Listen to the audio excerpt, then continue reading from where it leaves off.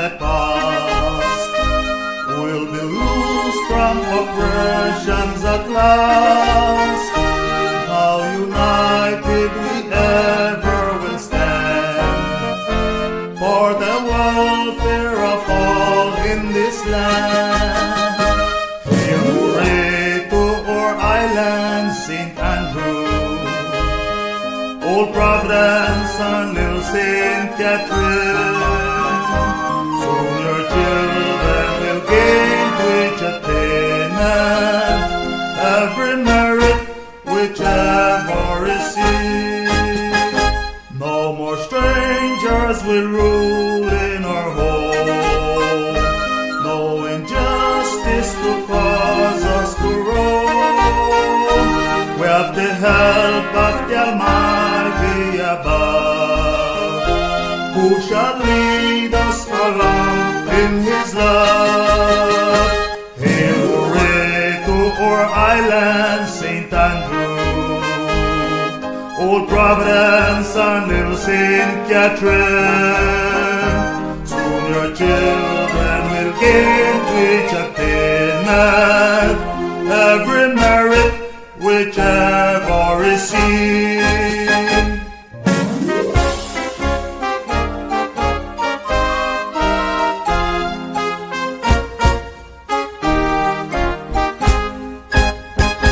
No more evil on us shall befall.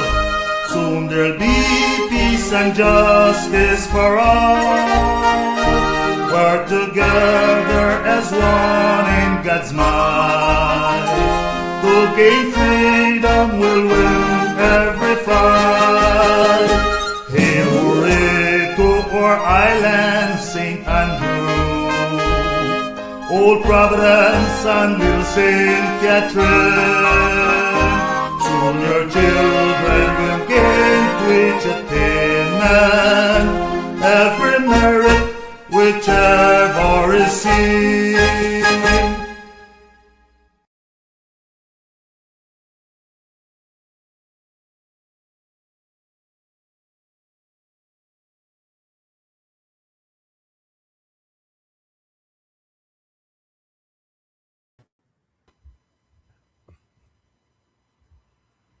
Morning.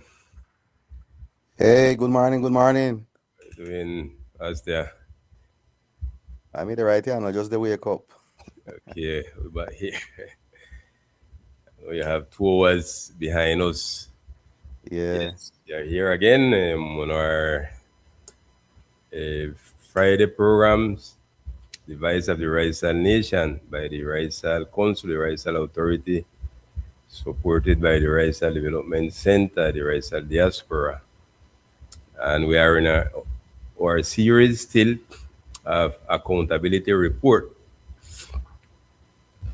This is the sixth part of the accountability report, Pastor and radio listeners. Wow, 6 or 7? This one is the sixth. This one is the sixth. Oh, okay. So yeah, we're happy to be back here. Been a really busy week. Still struggling here on these islands with the chaotical situation that we find ourselves into. Asya, I will ask you to those whisper a word of prayer before we just enter into this next broadcast. Sure. Let us pray. Heavenly Father, we come to you this morning again, recognizing that you are our creator and sustainer. You are our provider and keeper. You're our guider. And more than anything else, Lord, you are our Savior. And we want to start out this program this morning recognizing that we depend fully on you for everything that we do. We depend on your Holy Spirit to lead and guide us, to give us wisdom and discernment in this process. In a special way this morning, Lord, we want to lift up again our islands, San Andres, Providence, and Ketlina. We want to place in your hands all our needs, all our struggles, because, Lord, we need you to lead and guide us. And we need you to have mercy upon our islands and upon our people. You know everything that we're going through. And we just pray, God, that you will help us as a people to pray, to seek your face, and that you will heal our land. Continue to bless RDC, the Raizal Council, our leadership, all the people who are helping and participating, and that you will just show us your way. Be with us through the rest of this morning. Guide this program, Voice of the Raizal Nation. Bless Brother Jairo and his family and all those supporting there in the radio studio. We love you, Lord, and we praise you. In Jesus' name, amen. Amen. Amen. Thank you. Our greetings go out there to our radio listeners and our viewers. We're this morning on the online radio station of Harbor View of the Baptist Churches Association. We know that they are not out on the traditional radio, but they are still transmitting through the online radio station. We are there. We are on our YouTube channel, Facebook, Twitch, and X, Twitter also. Uh, Pastor, before we enter into this sixth part of the accountability report, we'll just take a few minutes to highlight or mention a couple of things that went on this week that passed. Um, Around 2 days ago, we had the meeting finally with this office, the SAI, meeting that we was waiting for a long time, and that come as a result of a series of hard work and action, purposeful actions, legal actions, protesting, and political dialogue. This meeting went on 2 days ago. We had it in San Andres, as well as they traveled to Providence the following day, and they meet up there too. And the different in this situation, you have the presence of the director of the office,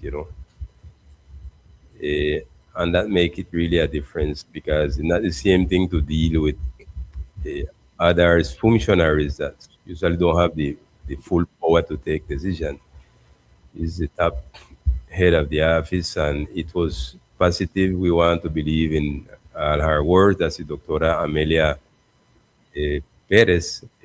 Yeah, and we don't share with her and contextualize her of this specific territory.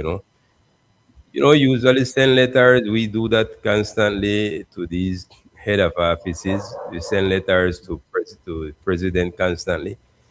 But we know the how this thing work. They usually don't read those letters because it's so much work they have. They have a huge staff that tend to the problem of the whole country, and they delegate. So we embrace the moment of our presence and have our face to face to really get to her who is the Raizal people and what is really this archipelago.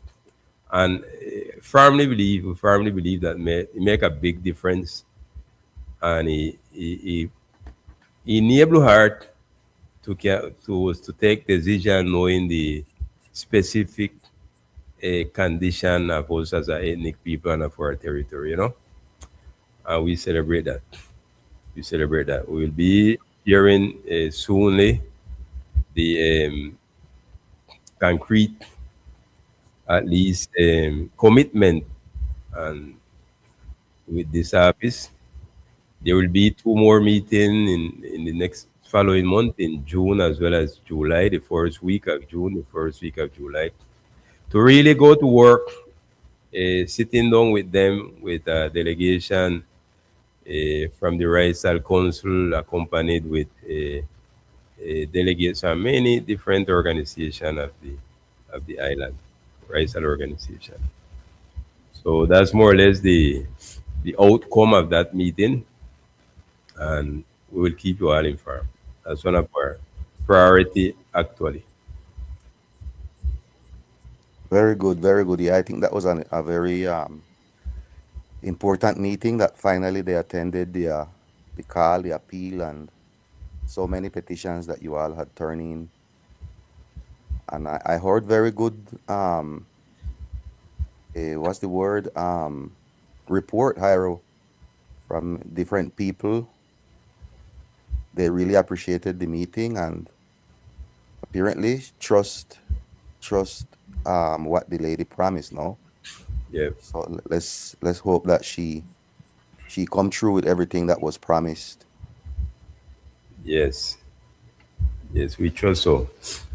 I like the call that we make to stop if they have any intention to sell many of those hotels and other building that decide take away from the drugs dealers and that is freeze because she understand.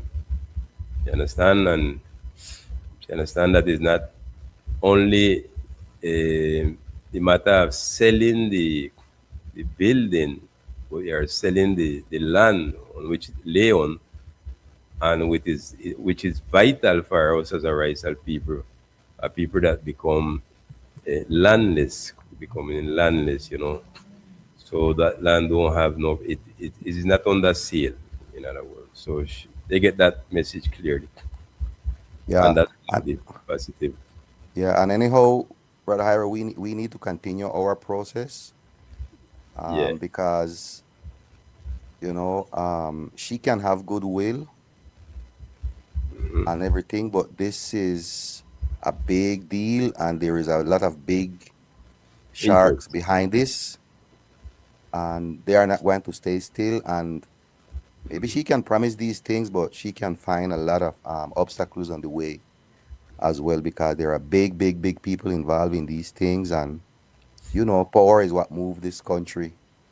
Yeah, So totally, yeah. totally Hmm. agree on that.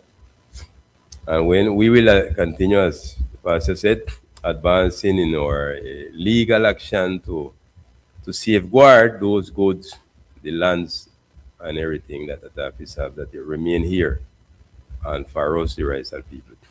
We won't go and doing nothing against the lady, but to the contrary, we will helping her.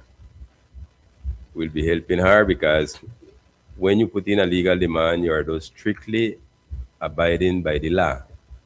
Hmm. Those what is righteous at there, as the law said. Okay, so we will continue on that as well. She promised it to stop or freeze the process where they was harassing somehow or have many of our Raizal people that they try to connect with the drug trafficking, might be because they have some family that was in it and they was being Hmm. harassed and abused to take away the house, the properties, charging them rents to live in their own place and so.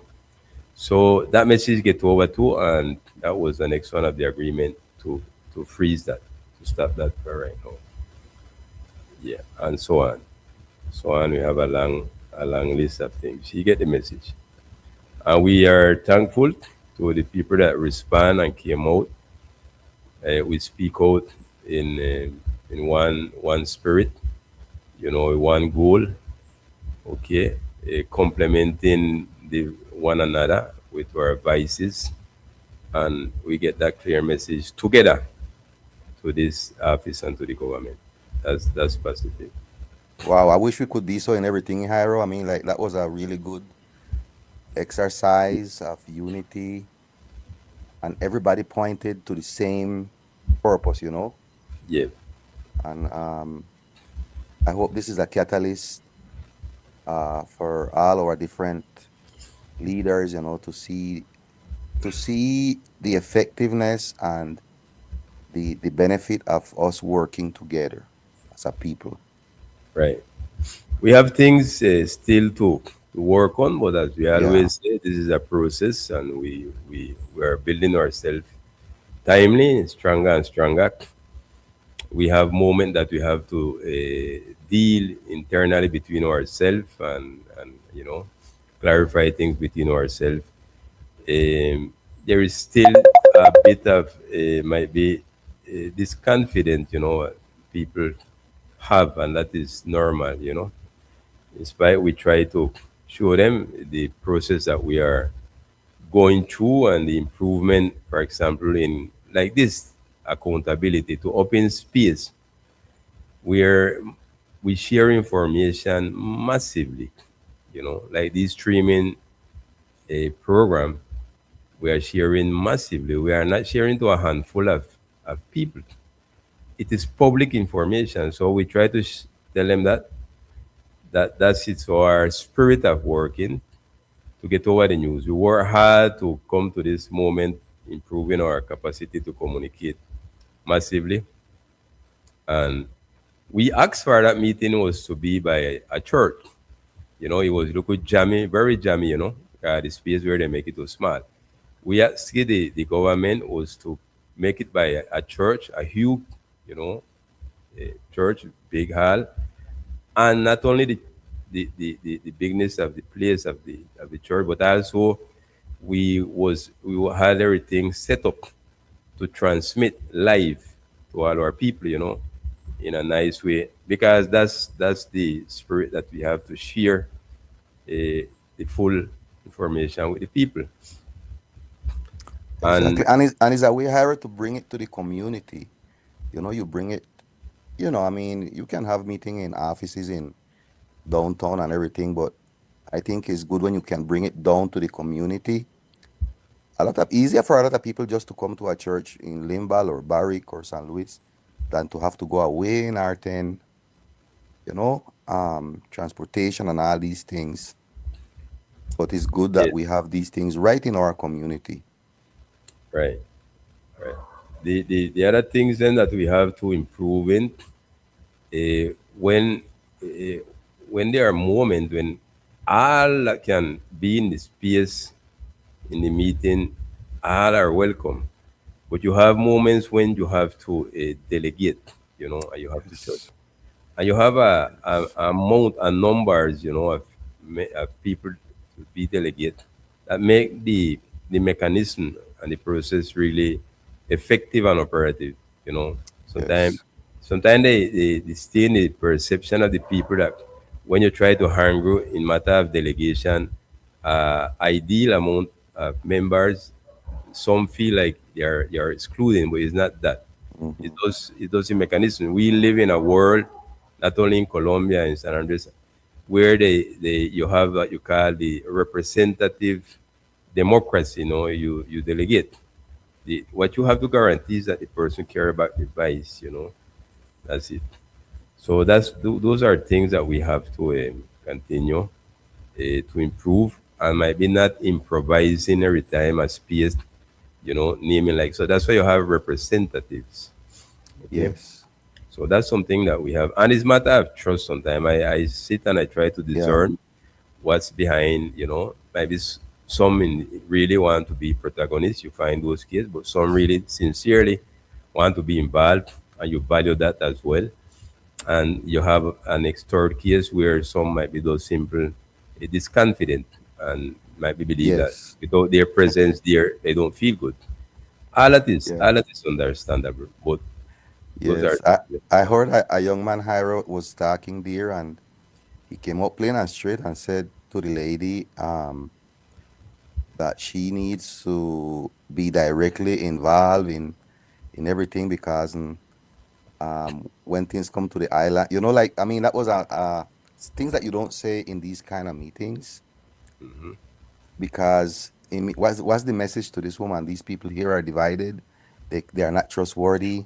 You know what I mean? And so it's good for our people to know that anything like that, we need to trash it out among ourselves. Right. And that's why what you are saying is so important. Like you have one or two speakers or vocales, as we call them, and they will share the big message, and we are there. The rest is there to support. Hmm. Because yeah, we don't want to be saying those things in public, and you know, Yes, exactly. So that will be the balance of that meeting.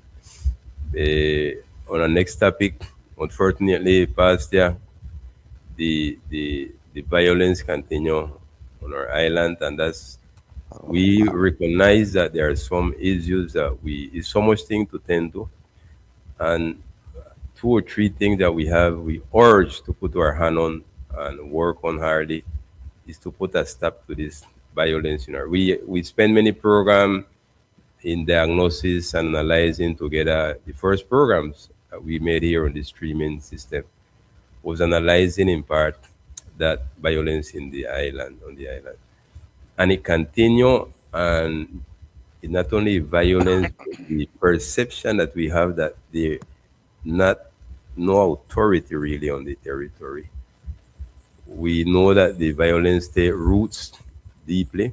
Yeah, we are not faulting the authorities, but it is unquestionable that they are lacking to exercise authority and a better way of security on this small local place. That's something that we have to put hand in, and those as we protest against this thing, we decide we have to come out and protest because this thing is not getting better. The police, another one that have to do with security in the island, secretary of what they call it, convivencia or whatever, and starting by the governor self, that is the head of the force in the island. They have to do better on this. You know, the people in general, the perception is that they are not uh, attending this situation, and it's live that going every week, and and disintegrating us as a people in the territory. The next situation is the system of health that we are behind time to place, and the perception again is that the corruption in the system of health at the hospital is rampant. Politicians are those making their party of the money of the people, and putting our life and our health and soul, our life in constant danger and risk. All of us, all of us, they are attempting against every single one of us. The day you have to run, or any one of us have to run for a service through the system of health, we find it in a terrible situation, caused by these bunch of bandits with necktie. And that's the next issue that we need to put our hand on, and we are going to do it. We're going to do it. Promise you that. yeah, yes, brother. I heard this thing that you mentioned with the violence, man. I heard a young man, and I think he's a Raizal because his first last name is a hooker. Okay. Do you know who I, he is? I didn't make him out. I, Yeah. And what hurts the most is the feeling, Hyro, that no one is truly in control. Like people speak of authority, but on the ground, they often feel absent. Institution seems like distant or slow, or I don't know, but fear spread faster than any response. And so this vacuum is leaving space for others to take control of our island through intimidation, the violence, even the silence that we have spoken about. And when these things happen, the community begins to feel alone. yeah. And for us as Raizal people, this is more than a security issue, I would think. But I think this situation of violence is deeply personal because it touches our identity, isn't it? I mean, we talk about we were a peaceful island, which we were, but this also touches our land, our future, and every young person that we lost to violence or drawn into these networks feels like a piece of our heritage slipping away from us. Yeah. Every family that lives in fear, I think, is a reminder that something fundamental is breaking, you know? And there is this growing sense of abandonment. I was talking to a lady yesterday, eh, one of my sisters, on the island, and they just feel abandoned.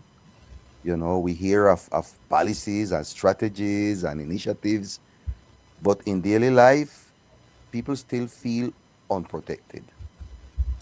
And Yeah. it is not just about more force or police or military. I think it's about presence and care and genuine commitment to the people who have called this territory home, for as ancestrals. So I think we should ask not only for security. I think we should ask. Uh, we need to feel people need to feel safe again. And so we are asking for, uh, as you mentioned, people don't trust. You know, and so the island needs the people need to feel like the island belongs to them, to us, not to fear and to violence, and not to those who are profiting from it, most likely. Yes, you have also a case this week past with a police that they found, Oh yeah, you know, dead there. I think that happened in Providence, if I'm not mistaken. Yeah. yeah, in Providence. She was the commander, I think, of the station in Providence. So it's really necessary that we take hand in this. We are unprotected. We are unprotected, and there's not a convinced full concern from the authorities toward the life, the security, the peace, the happiness, and the prosperity of the people. Harry, There- if there have ever been in San Andres like how they call it, a control de, like a disarm project or program, or like how you remember in Colombia how they used to do that a lot. Even with the guerrilla, they have this disarm program where they bring in their arms, like a process of peace. I think we need to start, Jairo, like in San Andres, a peace process, a process of peace. I yeah. know right now they are talking about something about Pacto por, what's his name of it? Pacto por la Paz or something? That's Or, or, total. or they start a program in San Andres, something about Pacto with the government and whatever. But I think we need to start something for peace, an island-wide peace movement. And obviously, I think it will need the help of the national government. But where we ask those people with arms to come and turn in their arms and find programs for them to get into working and into the development of the island. But we have to do something drastic in regards to this violent situation on the island. Our island is too small for us to say that we can't find ways to control this thing. Right.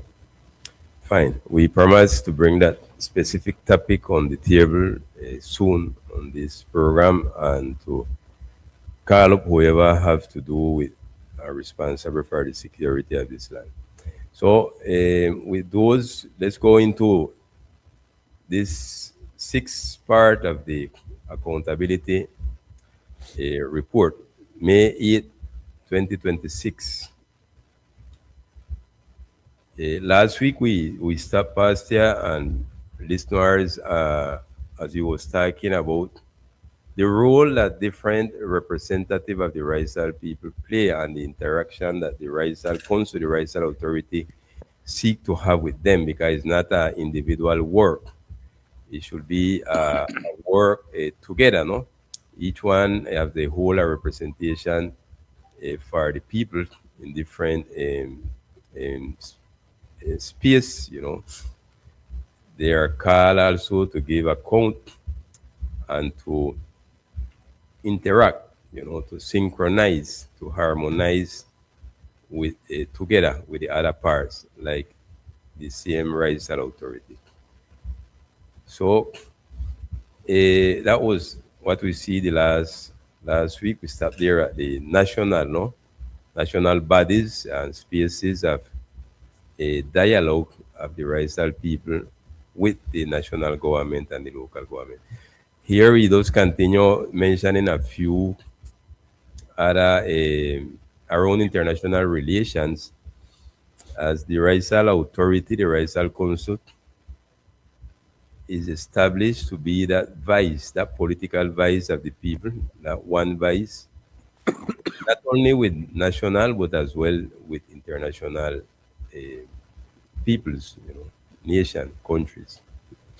In the past, we started a process, the Raizal Authority with Nicaragua, and well, much know the outcome of that. We pretty advanced with that dialogue with Nicaragua, that autonomous, or we call diplomacy of the rights of people. I'm not referring here to the dialogue of Colombia with Nicaragua. I'm referring here of the dialogue of the rights of people with Nicaragua and with the president self in Managua as well, and more specifically with the people that are more nearer to us here in the Caribbean coast of Nicaragua, of the autonomous region of Nicaragua, and the places them like Bluefields, Carn Island, Port Lagoon, Puerto Cabeza, and others. That's something that have to continue. We need to build strong relation and uh, recover that relation that we had once, and this government, this national government, are trying to, or not trying, but they're working to continue with this relation with Nicaragua, and they found ways somehow to try to insert we into it, not clearly or as how we really sincerely would like. Okay, because we have a process that started, and we always said it should continue uh, from where we was, and since they recognize that we did a great work, assuming our own diplomacy, they should fall in and continue with us.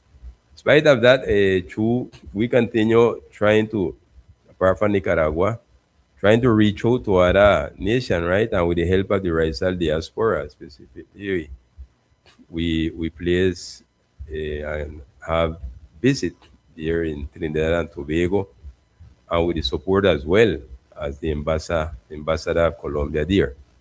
Okay, we visibilize those support of the embassy of Colombia in Trinidad and Tobago, but as well as the Raizal diaspora that always help it to carry delegation there of the Raizal Council, the Raizal Authority, fishermen, and other organization or representative of the archipelago. Right, Pastor? We could- Yes, yes.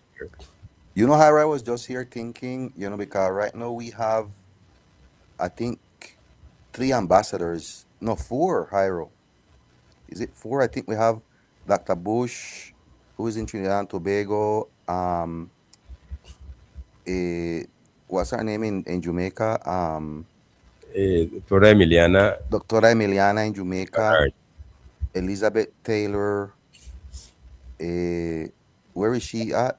Elizabeth? Barbados, I think she is. Okay, and Grayburn.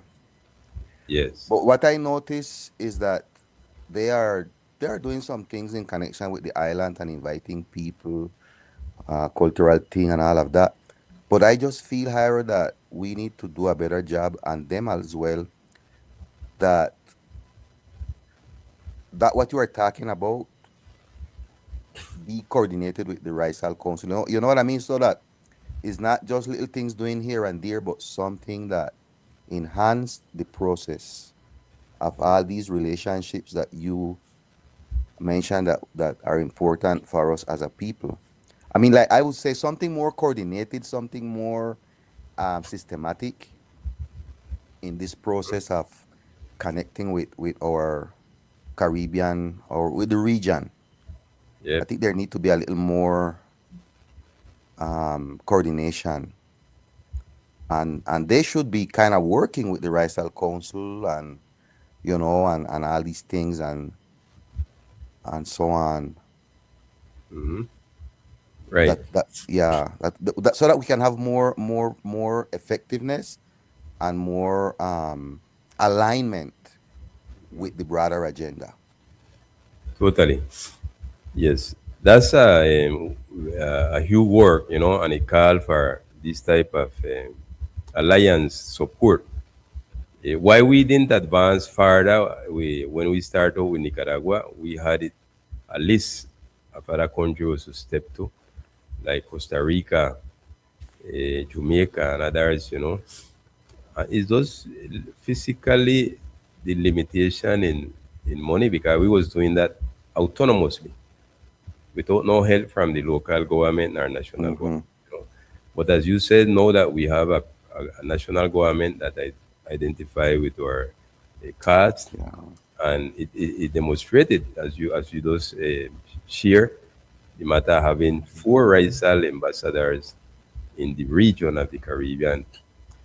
It, it showed that we should make better use of this opportunity, Yes. since we didn't Yeah. have the resources before. And yes, so as well, it, that's a next thing that the Raizal Council are having in the agenda, the Raizal agenda, international relation with the neighbors. We take those steps. In 2015 was the trip to Trinidad and Tobago, right? In 2025, sorry, last last year. Yeah, yeah, yeah. Sorry, Exactly. sorry. Yes. Exactly. And that So was something, as you said, that was that came from us. You know what I mean? And it was kind of aligned to the big picture that we have.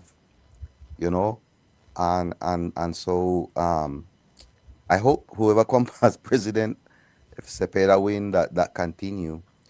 But because you remember Jairo, I think during some period of time, he kind of did the same thing. We had like four ambassadors, but there were a complete disconnect with the island process. So they were there representing the national government, but they were not really kind of connected to the island situation. And so I think these are opportunities that we need to embrace as Raizal people and try connect with the Raizal authority and that whatever they do be part of that process. They're representing the national government and they need to do things that the national government expect from them, like in businesses and the consulate and the relationship and all of those things. But I think these are opportunities that they should embrace to enhance the Raizal movement, the Raizal struggle. right.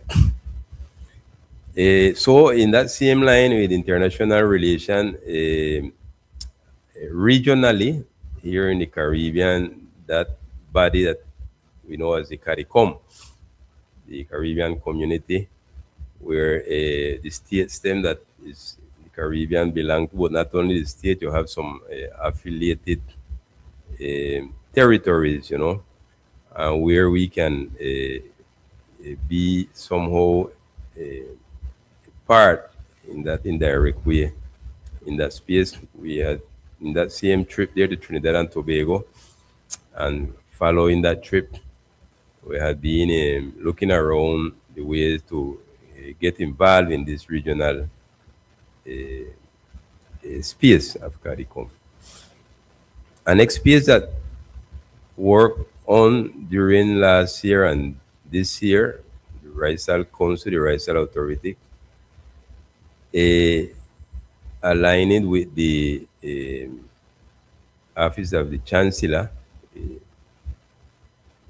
they constituted what they call the Cumbre de los Pueblos Afrodescendientes del Caribe Occidental, okay, where they work it to identify some peoples there in Panama, Nicaragua, Honduras, Costa Rica, you know, Belize, and part of the Caribbean, and they constituted this association of peoples, Afro descendants people from the region. The president of the Raizal Authority, Pastor Alberto Garden, was elected there for right now as that this space that started out as the president. And that is positive. That's a next step. And for sure, these other people see us and value the way that we push into organize ourselves under one vice, eh, in their country that are so huge, like the people them in Nicaragua, the Afro descendants people in Nicaragua, like Creole and others in Honduras and Costa Rica, is not the same easy way that they can find to do as how we make it already, building that unique and central vice. You get it? So we celebrate that. In spite of all the criticism that people can come around criticizing this young instance of self-government of the Raizal the Raizal Authority, we see positiveness in it. If all those negative force we don't know to canalize in a more energy, even criticizing, but in an energy constructive, you will be amazed to see how stronger we could be yet. The past year, as head of this group of people in the Caribbean, the president of the Raizal Council, are invited to the General Assembly of the Organization of American States. The 56th General Session of the General Assembly, where all the states them from America, including the Caribbean, will be meeting in the next month, in the month of June, there in Panama. So we, as the Raizal people, represented by the Raizal Authority, will be making a presence there. You know, it also are a representation of the civil society, as they call it, in the regional system of the Organization of American States, are also invited, and some will be participating. Okay, so that's something we sharing with Yeah. you that we went through last year, this year, and the next thing that we have in front of us right here next month in June at the Where is it going to be, Harold? Panama. In Panama. Oh, okay, That okay. will be, let me see if I find the date here exactly. I know it's sometime in June, 22nd to the 24th of June. Yes. And it's important. This is a very important message for our people because right, it happens and I just but many people don't know. And I think this was a good move toward a regional unity, Yes. among Afro-descendant and indigenous Caribbean people, because it's a platform, as you mentioned, to engage institutions like CARICOM and the Association of Caribbean States. So it's a foundation um, for self-determination that is built through alliances and not like we are alone out here, not like isolations. Uh-huh.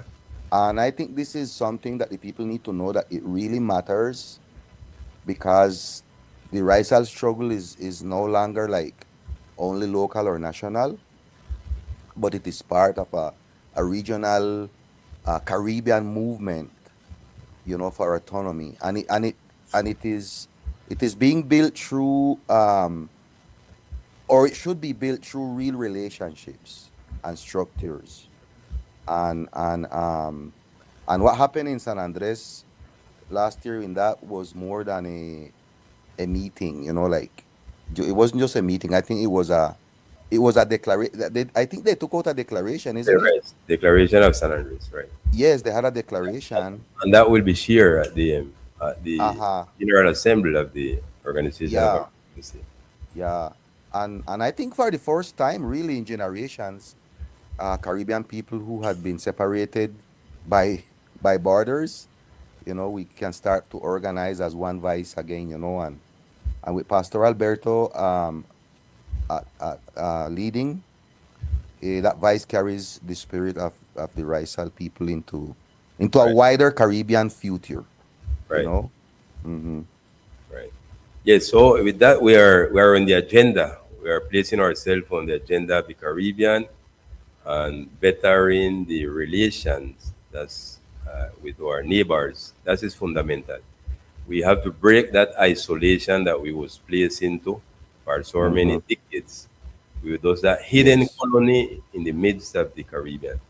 There, literally said that we are Caribbean, but just like we are not Caribbean because there is had been no real effective interaction with our neighbors to make Caymans and the real relation. Yeah, you have people that leave and go there and think, but we're not talking about that. We're talking about real effective relation that benefit the mass of the people commercially, culturally, you know, and so forth, in sport, etc. Make a little break And I here. remember that last year, just to finish this part, due to the trip to Barbados, and I think you mentioned it. Remember that CARICOM also did the third CARICOM uh, summit in Cartagena. I think was in May last year. And when the team went to Trinidad, they made connection with people from CARICOM and they were invited. I don't know if you did go, but a group of people went to that in Cartagena. You don't remember the third CARICOM summit, No, the Great Caribbean Week? no, I didn't really update with that. Yeah, yeah. I think a group went, if I'm not mistaken. But we were invited to go to that CARICOM meeting. Okay.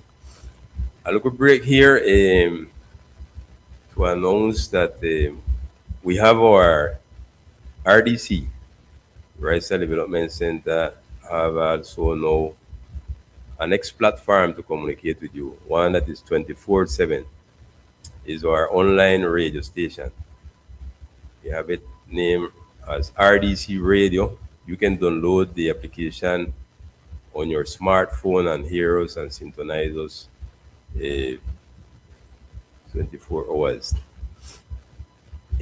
Well, right now you will hear much music, and this program that we are on right now, when you have it, you will get it also there. RDC Radio. We're sharing here on the screen the link on Google Play, where you can download it from your Android smartphone and have us there 24 hours on your phone. Enjoying music majority of the time, and our programs on Friday morning, on Wednesday night, and our midday prayers on Monday to Friday. You can get us also through this new channel. Are we on Good News Radio this morning, Hyro? Yes, we're also on Good News Radio. We are thankful always to them. They are there online virtually as well, despite of the problem that they have in with their license to transmit on conventional radio. We're there and we're out with them this morning. Let's move on Pastor, to our next topic of our accountability report.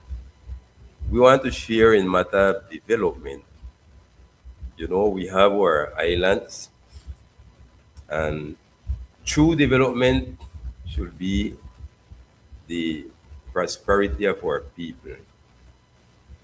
The this connection that we have to have, thinking that development is basically physical, you know, um, cement and sand, as we usually said. Um, Usually the government stretch more on these aspects, you know, and they go along on a on a hurriness of building and building, but not really smart planning.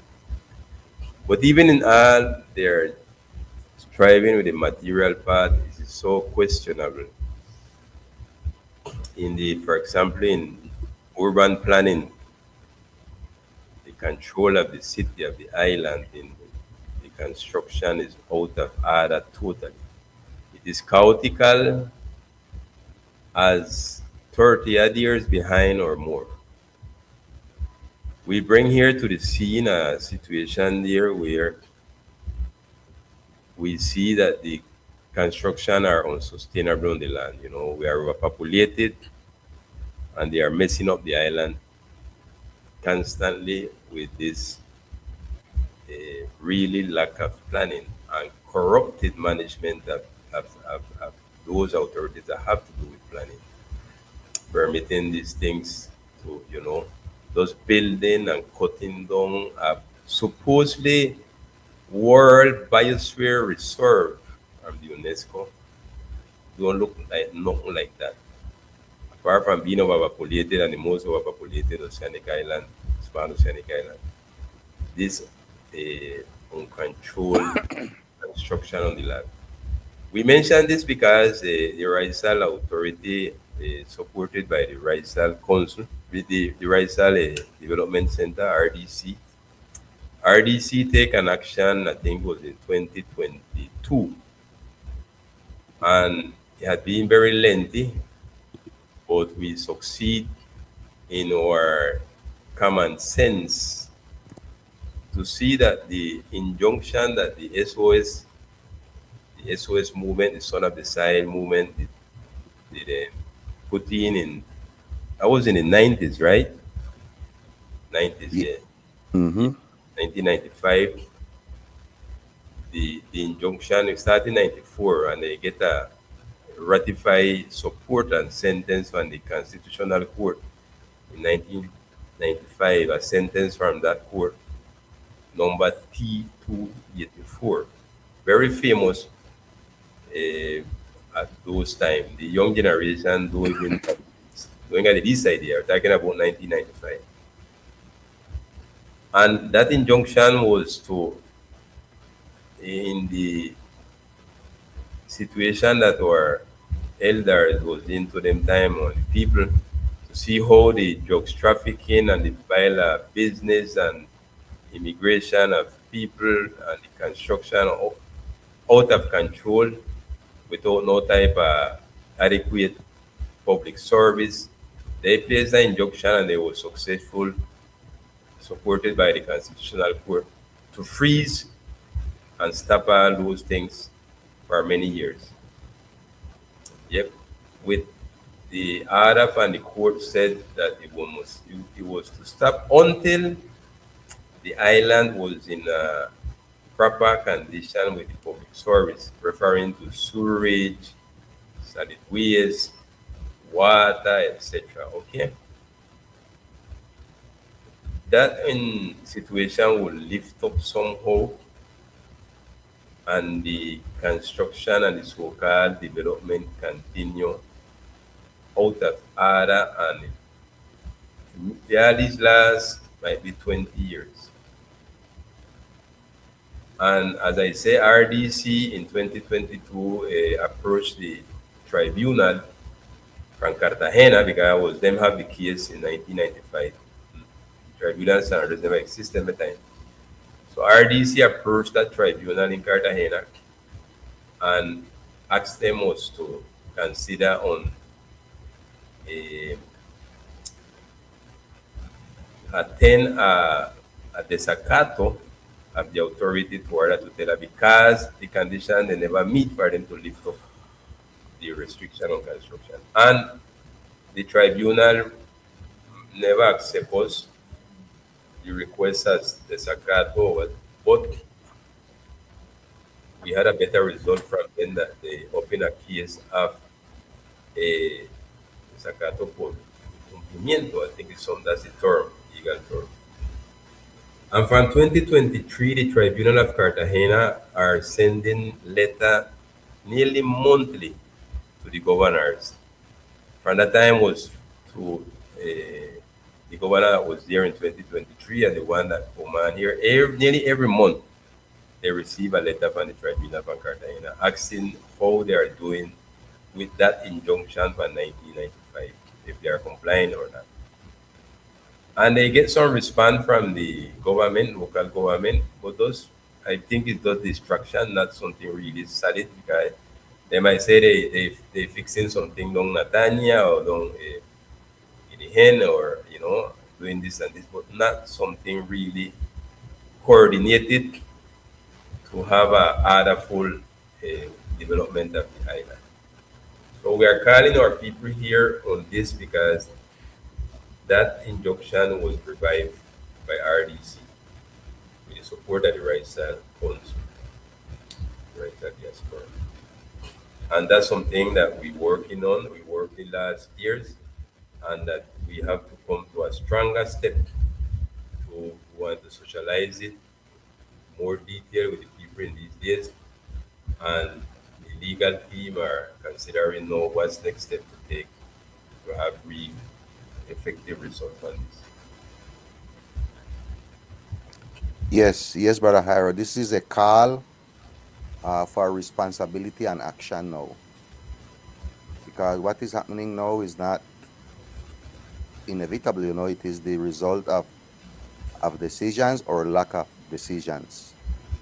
And so we really think that there should be an immediate enforcement, again, of urban planning controls and the reactivation of the constitutional ruling from that sentence, the T284, I think, from 1995, and a moratorium, Brother Hiro, on construction, especially in areas without proper sewage infrastructure. There need to be there haven't been a transparent oversight of waste management system. I don't know if you saw a video yesterday on Facebook where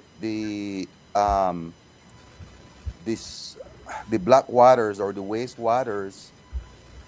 I don't know if I think it's from Veolia, Brother Hire. I don't know if you saw it. It was being poured directly into the sea, like tons of water going directly into the sea. You know, and and so this is not just about stopping development. It is about demanding responsible, sustainable, and lawful development. People say, "Oh, they know how we build, they know how no." It's not about stopping development, but it's about demanding sustainable and lawful development. Right. You know, we are a small island, and it carries there are limits that cannot be ignored. And right now, those limits are being crossed. We are crossing over every limit in regards to caring of our island. And if action is not taken, the damage will not just be environmental. It will be. You see what happened when they used to pour the Isle in the mangrove. You remember? Harry, the other day I was just remembering, and I used to do it when we used to take the garbage and dump into the sea right in front of Mr. Teacher on the Rock. I don't know if you remember those days.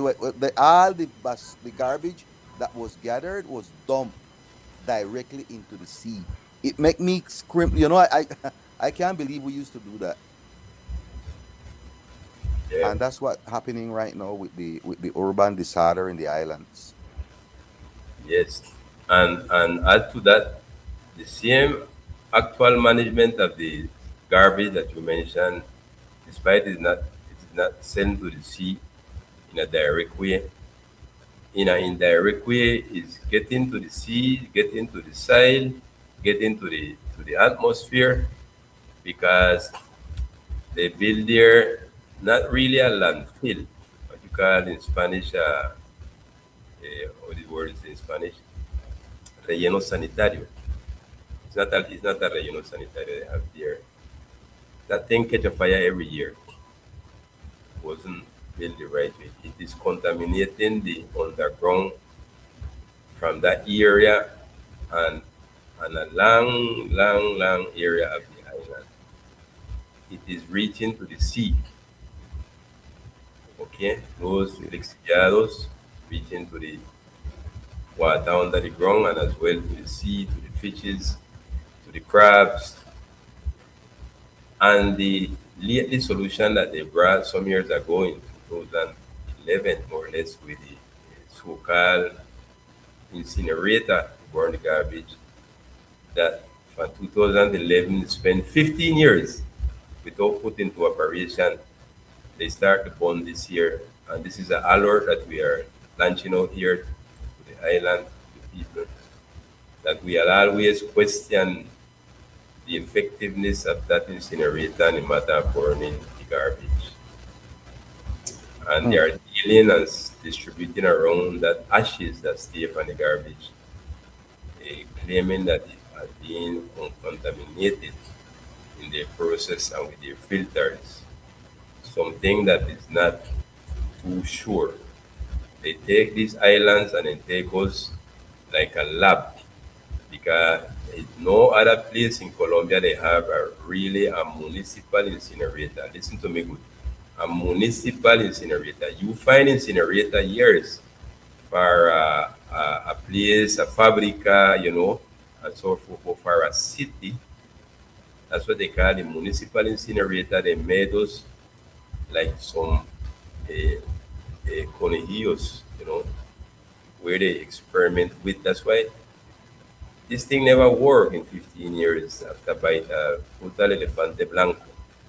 And by Mm. pressure and pressure here and there, they might have it going on now, but no one are looking carefully on this to see if really this thing is a solution or simple a transformation of the problem into other problems. Because the incinerator them worldwide have a terrible bad fame, this type of incinerator, because they produce some of the most highly toxic and dangerous things that exist on the planet Earth. Two of among the toxic one that came out and that they spread over the place and that can be in the same ashes and over what spread over the atmosphere that drop on Mm-hmm. the sea, Yep. animals, on the people self, and then they are considered bioaccumulative. That means say you will say it don't make any harm because it was a small proportion, but the future that they have that is accumulate, it won't vanish away with the time because any amount of sickness, lot of Yeah. cancer and other things. So we are living in a mess in this island, those under the greed and caused by the greed of politicians and people that come to this place to exploit massive tourism and not a sustainable development. This is not development. This is exploitation of the territory for a few hundred. Mm-hmm. Some years gain benefit, yes. Some sell mango, some sell this and some sell the next thing. Some sell renting by the beach. But in general, this is not benefiting us. It's more damage than benefit. And we are dying and destroying the paradise tiny and ignorantly, and with lack of responsibility. And I was just here thinking, to me, that is just few meters from your house, from your area. Sure, Is right. right, Is right in your backyard.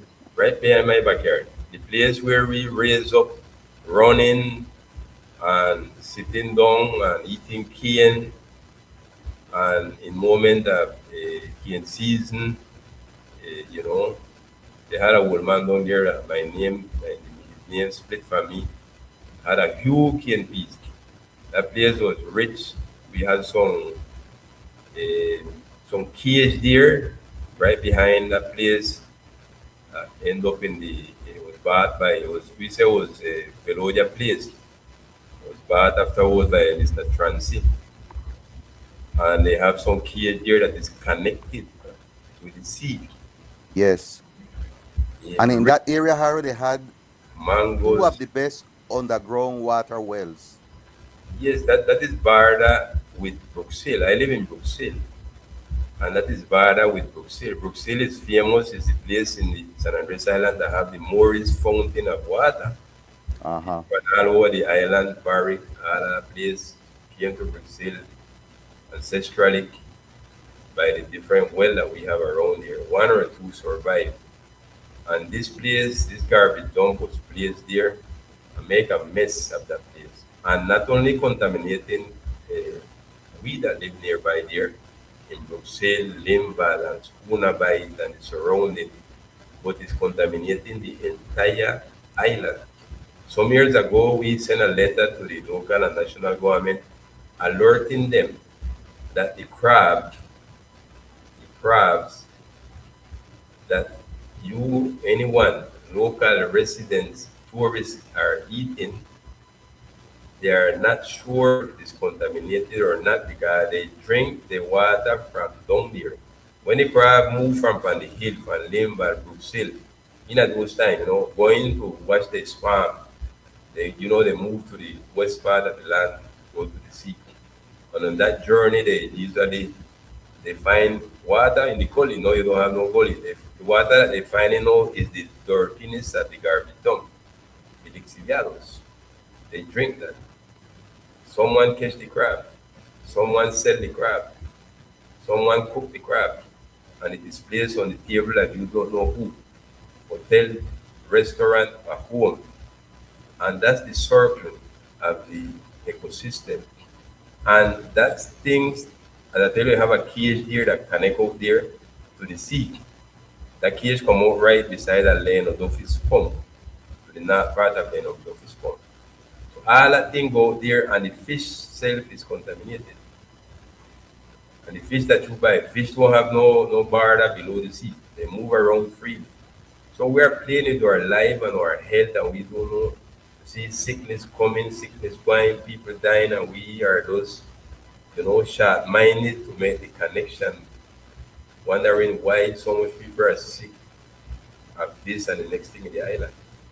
We are living in the mess, and the only one that is being getting profitable of the mess is those that come and exploit our island that usually don't even live there with this massive tourism.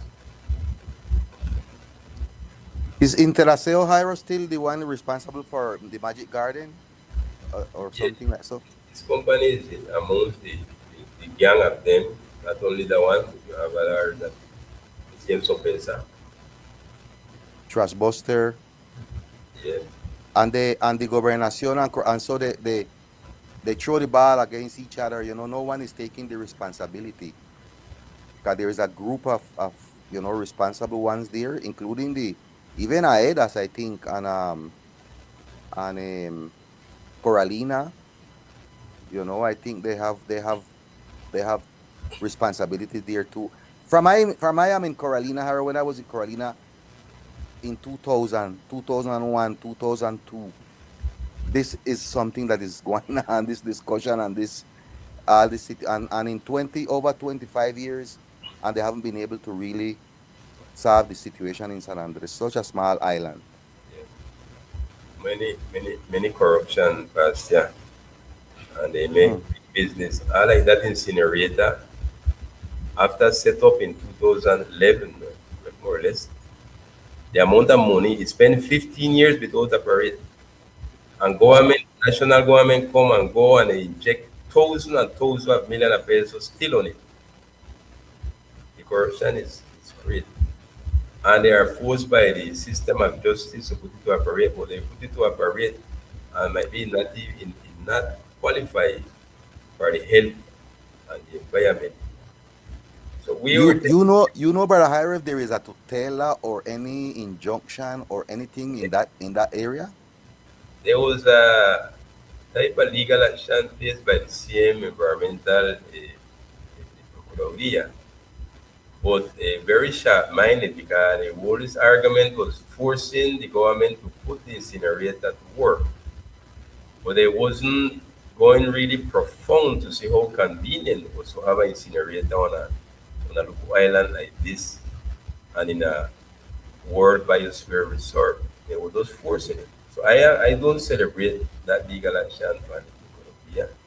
Well, We maybe we should think the Rizal Council should think about we preparing yeah, some action, a popular action or something.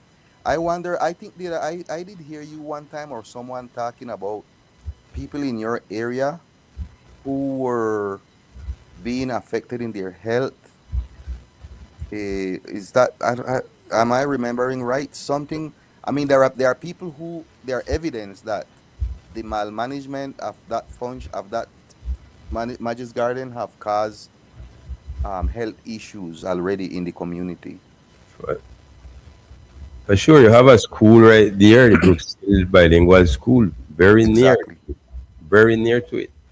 And usually the connection is to believe that is only Schooner by neighborhood really affected by the wind blow more to the west to the direction. But the people of Brooks Hill, of Limval, Green Hill as well, Batam House, we call Batam House, are also highly exposed to this thing directly. And again, I repeat, indirectly, the whole island, all families are exposed to it. The next thing you have here, yes, we will taking action around this past year and community out there. Legal action now. We mentioned already that we take legal action already.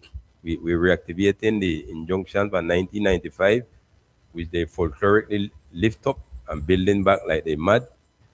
And there is about the last letter I see from the tribunal from Cartagena to the gobernación, to the governor, I think was the number 16 call of attention, 16 call of attention, okay, asking to give a count.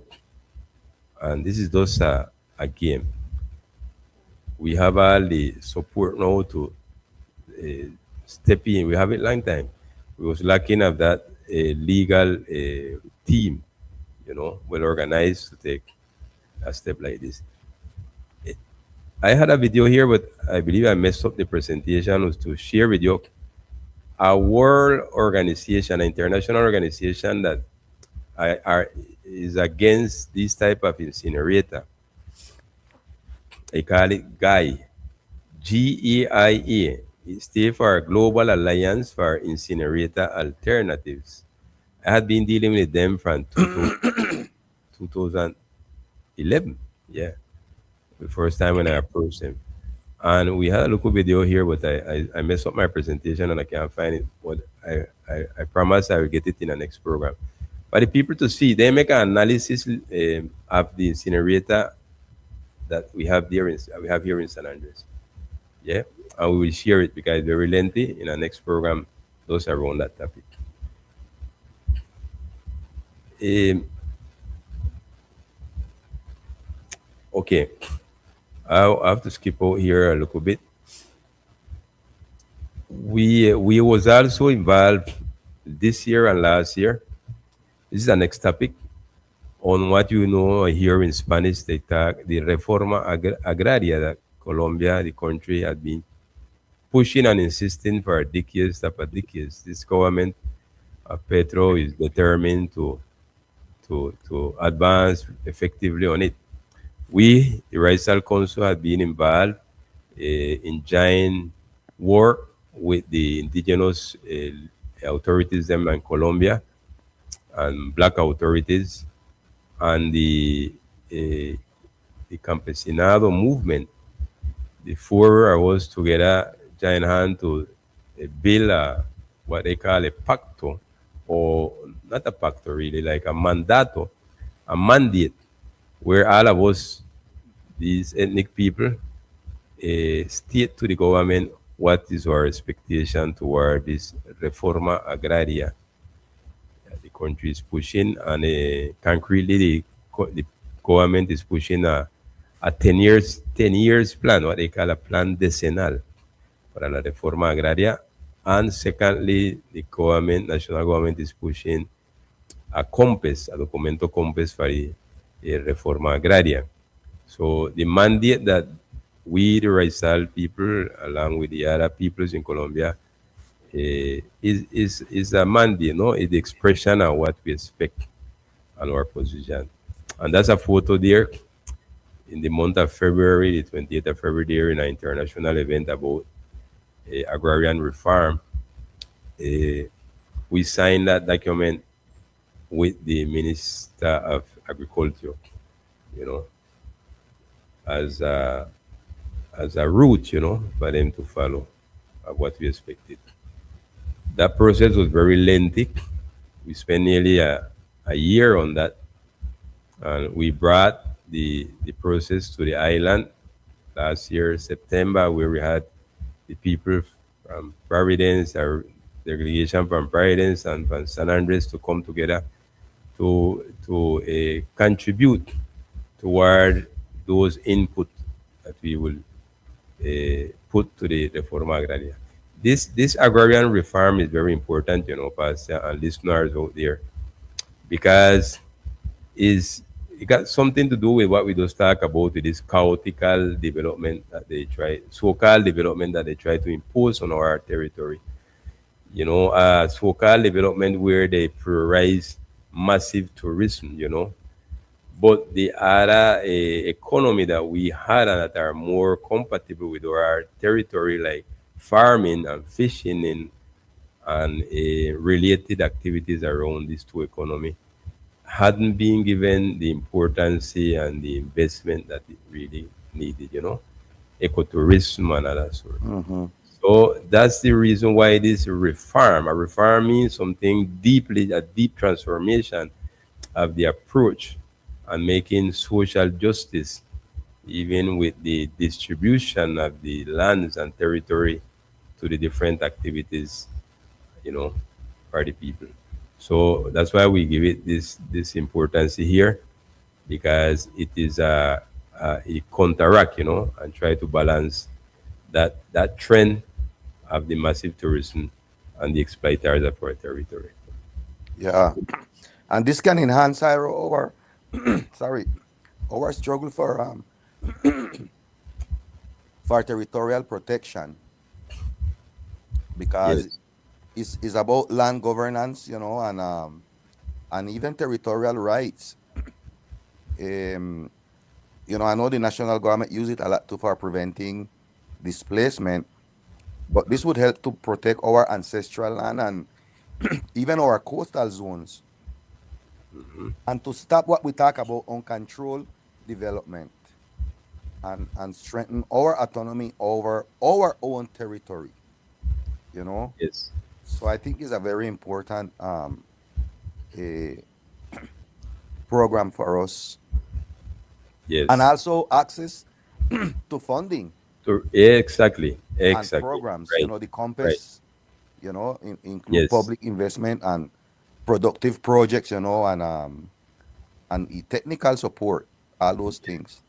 right. Very good, very good, very good, very good point. Because not only planning, it commit your resource to do that. That's where the compass, the role that where the compass play. This was the video that I was mentioned. I don't going to play it, but I would recommend our viewers to search for it. Search for this on YouTube, on internet, Google. Search for the title of this video is San Andrés, Colombia, 10 años de un incinerador sin estrenar y Hmm. una isla que se desborda en residuos. This was done by this organization that I tell you about, GAIA, GAI, Global Alliance for Incinerator Alternatives. Search for it if you have interest to see what you have on your island, that machine that you don't got the least idea what is all about. Don't be too confident, figuring that it's doing a great work and that you can sleep and rest in peace.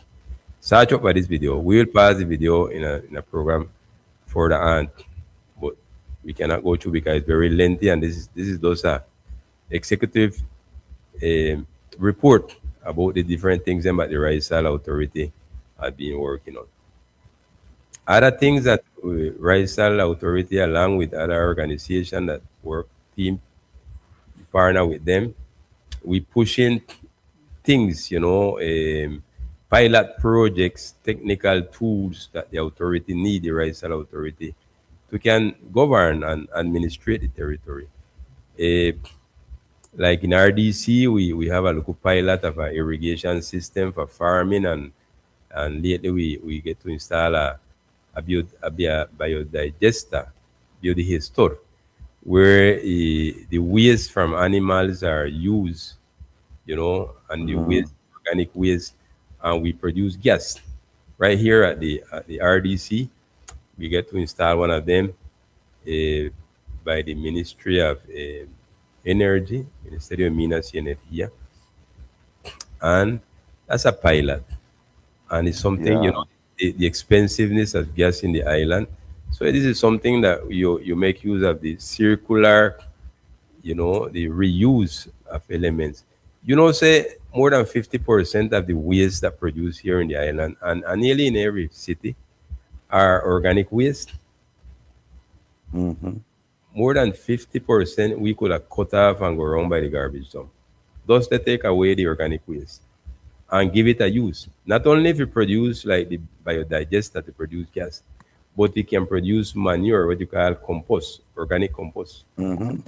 So we are not organized the right way. Those who that administrate garbage or solid waste, their business is to have as much garbage as is possible. While the people interest is that no garbage exists. What we promoted for years ago is the zero waste trend that exists in the world. To reduce these things, your things are reused, and we really have a smart city selecting what type of things we bring into the island and what type of thing we use. So we are here. I get back to this topic here of pilot projects. The biodigester, we have one going on. Technical tools that we need, we know that we need for the governance of our territory. We are pushing for the installation of the creation of an observatory of human rights where we document and systematize every single violation of human rights, that it don't remain those on the memory of some individual and it don't sorry. But when we are taking steps for legal action and analysis of our situation, we need to have these things well documented. We are creating the resource center under RDC very soon. We already set up or in process. We don't have the software for our geographical information system. This is very important, and we are working on doing the community-based census. We have, thanks the help of the Raizal diaspora, we have set up already a digital skills laboratory, or you say like a computer hall, but more addressed to build digital skills in this modern area where, to become really competitive and following the highest demand for jobs are there in these type of digital skills. Policies, we accompany again the building of the compass for the agrarian reform, the Reforma Agraria.